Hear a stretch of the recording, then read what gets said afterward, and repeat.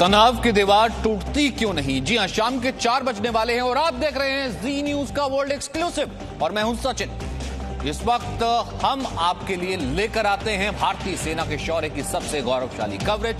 गलवान में भारत के पराक्रम के चीन को घुटने टिकाने के बाद चीन गर्म से अब नरम हो गया है, लेकिन चीन की चालबाजी वाली फितरत अब भी कायम है और इसलिए चीन के साथ लद्दाख में एलएसी पर तनाव अब भी कायम है। इसका सबसे बड़ा उदाहरण है भारत और चीन के बीच कोर कमांडर स्तर की बातचीत। कल इस बातचीत का चौथा दौर था जो करीब 14.5 घंटे चला। 14.5 घंटे, जी हां, इतनी लंबी बातचीत जो है, अब से पहले 11 घंटे की बातचीत हुई थी, लेकिन ये 14.5 घंटे बातचीत चली है। लेकिन चीन के अड़ियल रवैये की वजह से इसमें ज्यादा प्रगति नहीं दिखी है। चीन के साथ कोर कमांडर की 14.5 घंटे से ज्यादा बातचीत में बहुत ज्यादा, जिसे हम ये कहते हैं कि प्रगति दिखी नहीं है। पैंगोंग से सेना की वापसी का मामला सबसे ज्यादा उलझा हुआ है, जैसा हम लगातार रिपोर्ट कर रहे हैं। डेप्सोंग में भारत के गश्ती दल को रोकने पर भी चर्चा हुई। चीन की आर्टिलरी के पीछे हटने का विवाद भी अब बरकरार है। तो ऐसे में रक्षा मंत्री राजनाथ सिंह का दौरा भी 17-18 जुलाई को लद्दाख के अग्रिम मोर्चे पर होना है।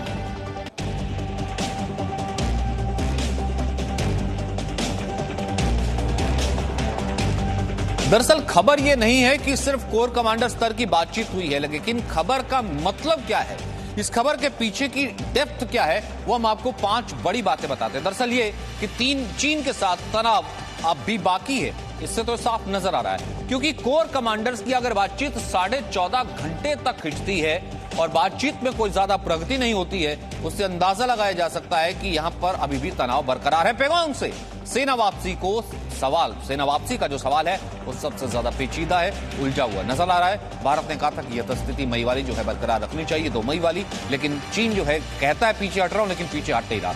चीन फिंगर 4 से कहां तक हटे, इस पर सहमति अभी नहीं बनी है। वहीं डेप्सोंग में भारत के गश्ती दल को रोकने पर भी चर्चा हुई है। तो जो कंटेंशियस इश्यूज थे उसको लेकर के कोर कमांडर स्तर की चर्चा हुई है और जैसा कि भारत का रुख साफ स्पष्ट था कि अगर बातचीत के टेबल तक हम ये आ रहे हैं और ये बातचीत हो रही है, इसका मतलब ये मत सोचिएगा कि हम जो है इन चीजों को लाइटली ले रहे हैं। अगर आप कह रहे हैं कि आप पीछे नहीं हट रहे या फिर विवाद बरकरार है, तो हम भी अपनी जगह पर तने हुए हैं। कृष्ण मोहन मिश्रा के पास आपको सबसे पहले मैं ले लिए चलता हूं। कृष्ण मोहन मिश्रा, मुझे नहीं लगता कि 14.5 घंटे की कमांडर स्तर की बातचीत जो है आज से पहले हुई थी। 11 घंटे तो हुई थी पिछली बार, 14.5 घंटे, इसका मतलब यह है कि बहुत से इश्यूज थे, बहुत से डिस्कस हुए, बहुत ज्यादा कुछ क्या निकला नहीं है जो आपने हम तक खबर दी है, खासतौर से पैंगोंग से? सचिन, जब पहली दौर की बातचीत हुई थी 6 जून को, उस वक्त भी हमारी और आपकी बात हुई थी और मैंने कहा था कि कुछ ऐसा चमत्कारिक पहले राउंड की बैठक में या उसके बाद की बैठकों में नहीं निकलेगा, लेकिन बात अगर चलती रहती है तो ये एक शुभ संकेत, अच्छा संकेत होता है। 6 जून के बाद गलवान हो गया, स्थितियां और खराब हो गई। 22 जून को लगभग 10 से 11 घंटे बातचीत हुई, 30 जून को लगभग 11-12 घंटे बातचीत हुई और कल जो बातचीत हुई वो 14 घंटे से भी ज्यादा चली। सुबह 11:30 बजे शुरू हुई थी और 2 बजे, आज सुबह 2 बजे वो खत्म हुई है। दरअसल मसले बहुत ज्यादा हैं, काफी उलझे हुए हैं, बहुत हजारों सैनिक एक दूसरे के सामने तैनात हैं। चीनी सेना अपने साथ अपनी आर्टिलरी, आर्मर्ड, खबर तो ये भी है कि आर्टिलरी के आर्मर्ड की एक पूरी की पूरी डिवीजन चीन ने लगाई है, आर्मर्ड और अपनी बख्तरबंद गाड़ियों की। तो हजारों की तादाद में सैनिक इकट्ठा है। खासतौर पर पैंगोंग का इलाका, फिंगर 4 पर चीन बैठा हुआ है, जो भारत को किसी भी तरह बर्दाश्त नहीं होगा। पीछे हटना शुरू भी हुआ तो फिंगर 4 की बेस से चीन ने अपनी कुछ गाड़ियां पीछे हटा ली हैं, 800 मीटर से लगभग 1 किलोमीटर तक। पैंगोंग झील में जो नावें थी उन्हें पीछे हटा लिया, लेकिन अभी भी फिंगर 4 की टॉप पर, रिज लाइन पर चीनी सैनिक मोर्चा लगाए बैठे हुए हैं। ब्राउन पैच, ग्रीन पैच, 2 जगहें हैं जहां पर कुल टोटल जो सूत्र बता रहे हैं कि 70 से 80 चीनी सैनिक वहां बैठे हैं। ये एक पूरी की पूरी कंपनी की तादाद होती है, जो कि काफी ज्यादा है। भारतीय सैनिक फिंगर 3 पर मोर्चाबंदी है और 3 और 4 के बीच में भी एक एडम बेस है, वहां पर भी भारतीय सैनिक तैनात है। ये सबसे बड़ा मुद्दा होगा। लेकिन अभी भी जो वेरिफिकेशन चल रहा होगा, मेरा ख्याल है कि जो कल शाम तक इतनी रात तक बात हुई, उसमें एक एक पॉइंट पर कितने सैनिक कहां से पीछे हटे उसके वेरिफिकेशन में सबसे ज्यादा समय लगा होगा। उसके अलावा डेप्सांग की भी जो बात है वो भी बहुत तेजी से उभर कर आई होगी। इस समय दो इशू अब आएंगे, एक पेंगोंग झील का इशू आएगा जो आगे कई मीटिंग्स में चलेगा। जो भी सूत्रों से बात हो रही है, अधिकारियों से बात हुई, वो ये बात साफ तौर पर कह रहे हैं कि ये बातचीत के दौर आगे चलेंगे। ये जो तनाव है, स्टैंड ऑफ है, ये भी लंबा जाएगा, हो सकता है ये सर्दियों तक जाए। डेप्सांग में 4 पेट्रोलिंग पॉइंट्स हैं, पेट्रोलिंग पॉइंट 10, 11, 12 और 13 है। वहां पर खबरें ये आ रही हैं लगातार कि भारतीय सैनिकों को गश्त लगाने से रोका है चीनी सैनिकों ने। जाहिर है कि वो मुद्दा भी सबसे ज्यादा आएगा। ये सारा का सारा जो मसला है वो काफी उलझा हुआ है सचिन। चीन अपनी बहुत बड़ी तादाद में सेना लेकर आया था, भारतीय सेना ने भी मिरर डिप्लॉयमेंट किया। अब उन सैनिकों को पीछे ले जाना, पहले तो डिसएंगेज यानी कि एक दूसरे को जो घूरते हुए खड़े हुए एक दूसरे के फायरिंग डिस्टेंस में है उससे पीछे जाना, और उसके बाद डी एस्केलेशन यानी कि जो यहाँ पर सैनिकों की तादाद इतनी ज्यादा मतलब ये होता है ना कि हम कहीं ना कहीं बातचीत में अगर जा भी रहे हैं या चीन जो दिखाने की कोशिश करता है कहीं ना कहीं कृष्ण मोहन, इसका मतलब मैं ये मानूं कि एक एक्सेस बैगेज के साथ ही हम आगे बढ़ते हैं। ये नहीं कि पिछले बार इतने थे, पेगोंग से का फिंगर 4 का मुद्दा था, या फिर हमने जो है गलवान के पास जो है और जो आपने कहा गोगरा के पास और जो हॉट स्प्रिंग्स है उसके पास पीछे हटने की बात है, उसको लेकर के चलते थे। चलिए अब आगे की बात होगी, लेकिन यहाँ पर एक एक्सेस बैगेज बन जाता है। तो मेजर जनरल AK सिवाच इस वक्त हमारे साथ हैं, रक्षा विशेषज्ञ, और रविंद्र सचदेव भी हैं। फिर इस एक्सेस को कैसे समझा जाए सर, जो कि कृष्ण मोहन मिश्रा ने सीधे तौर पर बताया कि 14.5 घंटे तक जब बातचीत चलती है और चीन कहता है मैं पीछे जा रहा हूं, लेकिन जब जैसा कि कृष्ण मोहन कह रहे हैं कि वेरीफाइंग जब होती है एग्जैक्ट वो सब चीजें नहीं हो पा रही हैं, तो फिर इससे चीन की किस हरकत के तौर पर देखा जाए, कैसे समझा जाए? देखो सचिन, इसमें तो कोई राय नहीं कि चीन पे पूरा भरोसा नहीं कर सकते हैं। जो 15 और 16 की रात को हुआ उसके बाद जो ट्रस्ट डेफिसिट बहुत है भारत और चीन के बीच में, तो जो पहले डिसाइड हुआ था, जो पहले 3 मीटिंग हो चुकी हैं कोर कमांडर लेवल की, उसमें जो डिसीजन हुआ था, उस पर जो एक्शन हुआ, जो स्पेशली 30 जून को हुई है, उसमें कि भाई आपने गलवान से, पहला था जो फ्रिक्शन पॉइंट थे आपका गलवान था, पेट्रोल पॉइंट 15 था, उसके बाद हॉट स्प्रिंग था, यहां से पीछे हटना, और उसके बाद पहले डिसएंगेज होना, फिर डीएस्केलेट। वो कार्रवाई मुझको लगता है कि कहीं ना कहीं सक्सेसफुल हुई है और वो दोनों साइडें गई हैं 2-2 किलोमीटर पीछे। मगर प्रॉब्लम आ रही है एक पंगैंगसो में और एक डेप्सांग में। पंगैंगसो में क्या प्रॉब्लम आ रही है कि जैसे चीन ने वादा किया था कि हम पीछे हटेंगे फिंगर 4 से, तो वो फिंगर 4 से ज्यादा नहीं हटे हैं। जैसे मैं पहले भी बताता रहा हूं कि जो इन्होंने हाइट पकड़ी हुई है फिंगर 4 से फिंगर 8 की, वो स्ट्रेटेजिकली बहुत इंपॉर्टेंट है उनके लिए। स्पेशली जो ये त्रिशूल और डेमचौक के प्लेन एरिया है, यहाँ पर टैंक की लड़ाई के लिए जो स्ट्रेटेजिक हाइट इन्होंने ऑक्यूपाई की है, वो उनको बहुत फायदा देती है, और मुझे बड़ा शक लगता है कि वो इतनी जल्दी इसको छोड़ेंगे। और दूसरी बात, इन हाइटों से क्या करते हैं, जो पंगैंगसो का जो लेक है हमारी तरफ 45 किलोमीटर, इसको ये डोमिनेट कर सकते हैं। और जो लॉन्च पैड है लुकुंग में, जहां से हमारी बोटें अंदर आती हैं और हमारे ट्रुप्स अंदर आते हैं लेक में, उसको भी डोमिनेट करते हैं। तो मुझे लगता है कि फिंगर 5 से फिंगर 8 में चीन इतनी जल्दी मानने वाला नहीं, और जो हाइट पकड़ी है उनको नहीं। दूसरा है डेप्सांग में, सचिन याद रखना है, डेप्सांग में जो वाई जंक्शन है वहां पर चीन अंदर आ गया था, और चीन जो है इस इलाके को समझता है कि अगर डेप्सांग के इलाके को डोमिनेट करता है तो कहीं ना कहीं ये रोड जो जा रही है दरबुक शोक दौलत बेग ओल्डी और DBO की तरफ, वो एक प्रकार से आप इंटरडिक्ट कर सकता है इस सड़क को, उसको भी उसका महत्व है। मुझे लगता नहीं वो इतनी जल्दी मानने वाला है। वहां पर वो अगर अपना स्ट्रेटेजी, ये पॉइंट तो पहले दिन से ना बोन ऑफ कंटेंशन ही यही है। कृष्ण मोहन मिश्रा इसको तो नहीं, बिल्कुल एक सेकंड आता हूं सिवाच साहब। अच्छा ठीक है, आप अपनी बात पूरी कर लीजिए। हाँ, मैं ये कह रहा हूँ वहां पर जो हैवी टैंक्स लेके आ गए, आर्टिलरी लेके आएंगे, एयर डिफेंस है, उनका पीछे जाना बहुत जरूरी है। हम प्रेशर डालेंगे कि आप डीएस्केलेट और डिसएंगेज करो। और सबसे इंपॉर्टेंट पॉइंट सचिन क्या है कि जो 2 मैक डिवीजन और एक मोटराइज डिवीजन जो 50 से 60 किलोमीटर पीछे हैं, जब तक वो नहीं हटेंगी खतरा रहेगा, क्योंकि अगले ट्रुप्स का डिसएंगेज होना। मैं वही कह रहा हूं कृष्ण मोहन मिश्रा, इसको थोड़ा सा ऐड ऑन कीजिए, फिर उसके बाद रविंद्र आपके पास आता हूं। भाई बोन ऑफ कंटेंशन तो यही है ना भाई, अगर आप डेमचौक प्लेन्स में जो है आ करके आप नजर रखना चाहते हैं क्योंकि आपको लगता है कि कराकोरम हाईवे तक जो है भारत अपनी पकड़ मजबूत कर लेगा, फिर वो एक्साई चीन और बाकी जगह देख सकता है, वहां से अगर आप पीछे नहीं हटने की हिमाकत करते हैं, या फिर फिंगर 4 जहां पर आपको लगता है कि पेगोंग से के ऊपर आपका एक स्ट्रेटेजिक हेड हो सकता है, फिर अल्टीमेटली बोन ऑफ कंटेंशन तो हमारी सेनाएं भी तो इसी कारण से आगे आई है ना कि आपको पीछे हटाना है। फिर इस मामले को फिर देखते कहां है, जिसे कहें कि सैनिक डी एस्केलेशन? देखिए सचिन, ये सारा का सारा जो मसला है ये बहुत पुराना उलझा हुआ है। अगर आप 1962 की लड़ाई पर बनी हुई फिल्म हकीकत कभी देखें तो उसमें भी इन्हीं सारी जगहों का जिक्र है, फोब्रांग और दूसरी जगहों का, जहां पर आज भी तनाव है।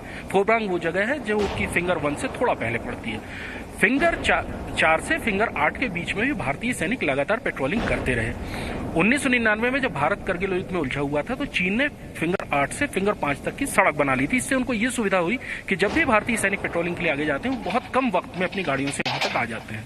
लेकिन फिंगर 8 तक चीन को जाना ही पड़ेगा। भारत का रुख इस बारे में बिल्कुल साफ है। भारत उस जगह को चीन के कब्जे में नहीं छोड़ सकता। ये बात बिल्कुल तय है, क्योंकि अगर फिंगर 4 तक पे चीन बैठा रहता है तो भारत के लिए तो सारा का सारा वो जो इलाका है पेंगोंगसो से लेकर चुशूल का, ठाकुर करके एक पोस्ट है वो, इधर फोब्रांग मर्शी मेखला वाला हाईवे का जो रास्ता बना है, सारी चीजें चीन की रेंज में होंगी। इसलिए भारत इस चीज को कभी स्वीकार नहीं करेगा। देप्सांग प्लेन में भी 1962 से, अगर आप 1962 का इतिहास देखें तो इन्हीं सारी जगहों पर 1962 में भी लड़ाइयां हुई थी। वो सड़क को जो भारत के लिए बहुत ज्यादा महत्वपूर्ण है दौलत बेग ओल्डी तक पहुंचने के लिए, उसको देप्सांग प्लेन पर चीन डोमिनेट कर सकता है और भारत इस चीज के लिए कभी राजी नहीं होगा। वाई जंक्शन है, अगर आप वो नक्शे में देखें तो अक्साई चीन के साथ साथ वो सड़क चलती है, तो चीन उसको कभी भी खतरे में डाल सकता है और इस चीज के लिए भी भारत कभी तैयार नहीं होगा। तो ये दोनों ही पॉइंट ऐसे हैं कि जिस पर चीन को पीछे हटना ही होगा किसी भी तरह से, उससे कम में भारत मान नहीं सकता। ठीक है, ये तो यथास्थिति वैसी की वैसी होगी कि सैन्य, जिसे हम ये कहते हैं कि अगर सेना सामने तैनात है उसको पीछे करने का तो मतलब ही नहीं बनता ना। जब अगर चीन जो है जिन स्ट्रेटेजिक पॉइंट पर, जो कि भारत कहता रहा है कि फिंगर 8 तक हमेशा से वो रहा है, वहां से पीछे जब तक चीनी सेना नहीं जाती तब यहां से डीएस्केलेशन का तो मतलब होता नहीं है। अब इसी सैन्य स्तर को रविंद्र सचदेव, मैं कूटनीतिक स्तर से अगर देखूं कैसे परस्यू किया जा रहा होगा, क्योंकि देखिए कमांडर स्तर की बातचीत क्या हो रही है, उसकी क्या डिटेल्स हैं वो कृष्ण मोहन हमें बता रहे हैं और उसमें हम भी अपना रवैया उसी तरीके से लेकर के चल रहे हैं। When it comes to diplomacy, बाकी चैनल्स पर क्या चल रहा होगा सर, इस रवैये को देखते हुए फिलहाल? श्योर, देखिए बाकी चैनल्स पे ये चल रहा होगा, भारत अपनी पोजीशन, अपनी पार्टनरशिप्स ज्यादा स्ट्रॉन्गर कर रहा है दूसरे देशों के साथ। वन, जिन चीजों में हमें कुछ जरूरत है, जैसे मान लीजिए मिलिट्री सप्लाईज वगैरह। सेकेंड, इंटेलिजेंस शेयरिंग वगैरह। तीसरा, कुछ ऐसी पार्टनरशिप्स बन रही हैं जिसके चलते चाइना के ऊपर प्रेशर बढ़ेगा, जैसे कि साउथ चाइना सी में अमेरिकन नेवी आ रही है और चाइना को वार्निंग दे रही है। और बात उसमें यह हो रही है क्वाड, ये जो 4 देशों का कोलैबोरेशन है, जापान, अमेरिका, इंडिया, ऑस्ट्रेलिया, जो अभी तक केवल नाम रूपक था, only name and all, but अब उसमें थोड़े टीथ आ रहे हैं और ये चारों कंट्रीज मिलकर थोड़ी नेवल एक्सरसाइजेस कर रही हैं। इनफैक्ट फ्यूचर में अगर आप देखें तो मैं ये कहूंगा, अगर यही रवैया चलता रहा तो फ्यूचर में जैसे नेटो होता था ना कोल्ड वॉर के जमाने में, एक military alliance against the Soviet union, तो कुछ डायरेक्शन दिख रहा है कि ये क्वाड शायद उस तरह का अलायंस बन जाए, बट रास्ता बड़ी दूर है मिलिट्री अलायंस का between India, Australia, Japan, America, but कुछ उसी तरफ चीजें जा रही हैं डिप्लोमेटिक एंगल में। फिर जैसे आज prime minister India European union की समिट जो हो रही है उसमें बात कर रहे हैं, तो भारत अब अपनी स्पेस बढ़ा रहा है वर्ल्ड थिएटर पे। जहां हमें अपॉर्चुनिटी मिल रही है वहां पर हम अपने विचार रख रहे हैं और क्लियर कट विचार रख रहे हैं। अब जैसे यूरोपियन यूनियन के साथ भी है, पहले मीटिंग्स होती थी, हाँ चलता रहता है, बट अब हर मीटिंग का जो मतलब है, हर मीटिंग का महत्व जो है, कुछ नया निकल के आ रहा है, राइट। अभी जैसे कल यूरोपियन यूनियन के साथ इंडिया ने सिविल न्यूक्लियर डील साइन करी है। अव्वल तो बाय द वे हमें सिविल न्यूक्लियर डील हमारी अमेरिका के साथ है, जापान के साथ है, अनलेस कि हम न्यूक्लियर सप्लायर ग्रुप के मेंबर हो, हमें खास न्यूक्लियर डील का यूरोप से कुछ ज्यादा वो नहीं है। फ्रांस से हम ऑलरेडी ले रहे हैं, राइट। बट फिर भी इस तरह की डीपर एंगेजमेंट्स का मतलब है कि भारत अब अलग अलग पार्टनर्स के साथ जितना स्ट्रांगली हो सके अपनी रिलेशनशिप्स बढ़ा रहा है। और मेन मुद्दा ये भारत का आ रहा है कि हम अब मैं फिर उसी पे आ जाऊंगा कि लिव एंड लेट लिव, कि भाई चाइना आप भी जियो, हमें भी जीने दो, वरना पुश बैक है। और वो पुश बैक वो हो रहा है जो आप अभी डिस्क्राइब कर रहे हैं अपने व्यूअर्स के लिए, कि भारतीय फोर्सेस और Chinese forces face to face करी हैं। हमें पता है चाइना पीछे जाएगा, कितना जाएगा वो देखा जाएगा, बट हम खड़े हैं और चाइना पे प्रेशर है पीछे जाओ। इसके अलावा अब और देखिए, जैसे हांगकांग में जो हो रहा है, ताइवान के साथ भारत बढ़ा रहा है कुछ रिश्ते अपने, हांगकांग के सपोर्ट में कुछ चीजें आ रही हैं। इनफैक्ट हांगकांग में जो चाइना ने सिक्योरिटी लॉ पास एक किया और है, चीज भी दूसरी आती है उसके विरुद्ध रविंदर, यूके कर सकता है हुए को पूरे तरीके से मैसेज देकर के बैन कि आने ही नहीं देंगे, घुसने नहीं देंगे। भारत क्यों उसके ऊपर अब तक ढुलमुल है? तो एब्सोल्युटली राइट, मैं तो अभी उसी पे आने वाला था। हुआवे को डेफिनेट देखिए, लॉन्ग टर्म में जो होगा, लॉन्ग टर्म में जो होने जा रहा है अगले 10-15 साल में, ये जो वॉर बन रही है, ये केवल मिलिट्री तो है ही, मिलिट्री के अलावा ये वॉर बन रही है टेक्नोलॉजी की, और उससे भी ज्यादा टेक्नोलॉजी स्टैंडर्ड्स की। आप मुझे 30 सेकेंड दिया एक्सप्लेन हाउ। देखिए, हुआवे केवल यही नहीं कि उसकी 5G से मार्केट उसको मिल जाएगी इंडिया की, या उसके में सॉफ्टवेयर होगा जो हमारा डेटा प्राइवेसी ले जाएगा। इसका मतलब ये हुआ कि 5G आने के बाद और भी जो एप्स आएंगी, इंटरनेट ऑफ थिंग्स आएगा, आर्टिफिशियल इंटेलिजेंस की जो डिवाइसेस आएंगी, वो सारी डिवाइसेस किस स्टैंडर्ड पे चलेंगी। अगर वो स्टैंडर्ड हुआवे का बनता गया तो पूरी की पूरी दुनिया और भारत, हम टोटल जैसे एप्पल की दुनिया है, आपको एप्पल का कोई भी प्रोडक्ट लेना तो आप एप्पल के आसपास ही रह जाते हो, राइट? ओके, तो चाइना वो बना रहा है। लॉन्ग टर्म टेक्नोलॉजी में वॉर है स्टैंडर्ड्स की, क्योंकि वो वॉर में अगर चाइना सक्सीड हो गया तब तो फिर सारा माल ही आपको चाइनीज देना पड़ेगा, वही स्टैंडर्ड चलेंगे दुनिया भर में। कितना प्रेशर जो है, जिसे कहते हैं कि एम्पल ऑफ प्रेशर होगा शिवाज साहब। मिलिट्री एक वक्त पर एक तय जिसे कहते हैं बाउंड्री तक आगे जा सकती है। Pushback is not the solution, full fledge अगर हो नहीं सकता है, जो कि हम पिछले दिनों से 2 महीने से तो चल ही रहा है। कृष्ण मोहन तो लगातार कोट करते हैं ये लंबा मामला लंबा खींचेगा, तो कितना पुशबैक हो सकता है फिर ये? देखो, पुशबैक तो पूरा होना पड़ेगा। जो स्टेटस को है, जो कि 5 मई 2020 तक था, उस तरह के पीछे तो चीन को जाना पड़ेगा, क्योंकि अगर नहीं जाता तो फिर बात वहां की वहां रहेगी और भारत इस पे अभी बो डाउन नहीं होने वाला। और मुझे लगता है 2-4 चीजें हैं जहां पर प्रॉब्लम आने वाली है। एक तो हमने बोला था पैंगोंग, एक डेप्संग में आप एक सोचने की कोशिश करो, जो 1962 में था, डेप्संग का इतना महत्व इसलिए नहीं था वहां पर, ये रोड दरबुक शोक और दौलत बेग ओल्डी नहीं थी। अब जो है उसका सारा महत्व बदल गया है, क्योंकि वहां जो दौलत बेग ओल्डी, जिसको सब सेक्टर नॉर्थ बोलते हैं, वो 8 किलोमीटर साउथ में है काराकोरम पास से, और उसके हमारी एक ब्रिगेड से ज्यादा स्ट्रेंथ होगी। अब वो जो है एक बहुत ही स्ट्रेटेजिकली इंपॉर्टेंट हमारे पास है एरिया, जिससे हम आपका काराकोरम हाईवे को भी इंटरडिक्ट कर सकते हैं, चाइना पाकिस्तान इकोनॉमिक कॉरिडोर को भी कर सकते हैं। कहीं ना कहीं हम ये जो रोड जाती है, जिनको इनका हाईवे सिंगजांग से लासा जाता, उसको भी कर सकते हैं, और वो गेटवे है अक्साई चीन के लिए। तो एक प्रकार से इतना महत्व हो गया उसका कि चीन को लग रहा है कि कहीं भारत आने वाले समय में इसको बढ़ा के, ऐसा तो नहीं कि कुछ करने वाला है या तो गिलगित बाल्टिस्तान में या अक्साई चीन में।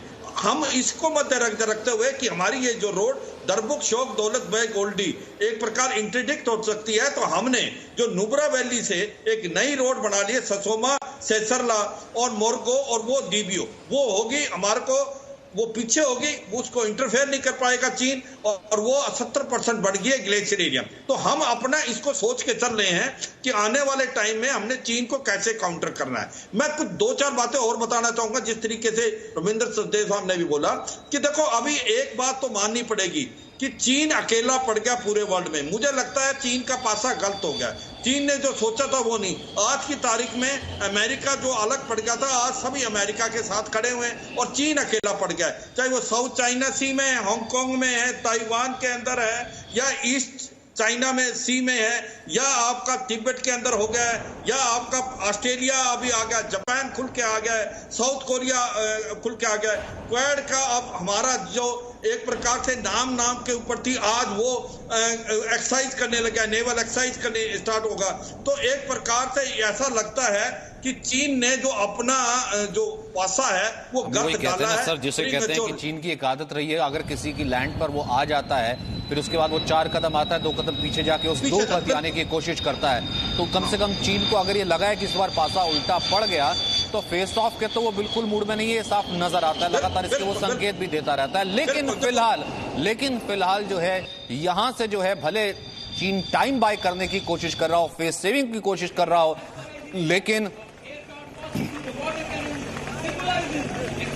लेकिन ये बात सीधी साफ स्पष्ट है कि जिस तरीके से ये बात तो भारत ने भी स्पष्ट कर दी है कि आप जितने भी सामने आ जाइए, भारत अपने स्ट्रेटेजिक पॉइंट तो नहीं छोड़ेगा। कृष्ण मोहन मिश्रा, राजनाथ सिंह 17 से 18 तारीख को जा रहे हैं। पहले जाना था उस वक्त ये दौरा, लेकिन अभी आगे हो गया। क्या मतलब इसका निकाला जाए? इसका मतलब ये है कि भैया हम तो फेस ऑफ से आप पीछे नहीं हटेंगे। देखिए सचिन, हर चीज की तैयारी पूरी है। भारत ने इस चीज का अभ्यास काफी पहले से किया था और शायद उसी ने इस बार पे किया। पिछले साल भारत ने एक बहुत महत्वपूर्ण एक्सरसाइज की थी चुशूल के इलाके में, चांगथांग प्रहार। चांगथांग लद्दाख का भी इलाका है और तिब्बत का भी इलाका है, दोनों इलाकों को चांगथांग कहते हैं। चांगथांग प्रहार एक एक्सरसाइज की थी जिसमें कम वक्त में ट्रुप कैसे इंडक्ट हों उसका अभ्यास किया था। और इस साल उसी एक्सरसाइज या उससे पहले की जो तैयारियां थी उन्होंने भारत को फायदा पहुंचाया कि बहुत कम वक्त में भारत ने अपनी पूरी जितना भी उसको तैनाती करनी थी तैनाती कर ली है।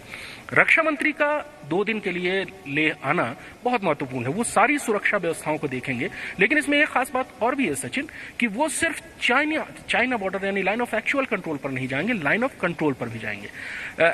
भारतीय सेना की इकलौती कोर 14वीं कोर है जो लेह में हेडक्वार्टर है, जो पाकिस्तान और चीन दोनों ही मोर्चों पर तैनात है।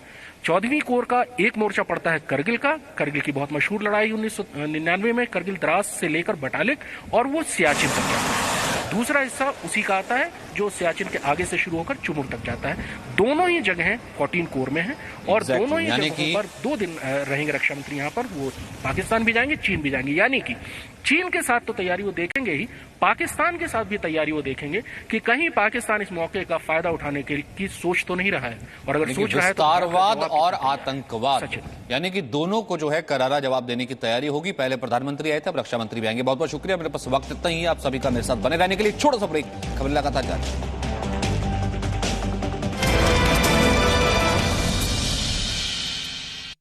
Presenting B News app, available on Google Play and App Store. Download it now.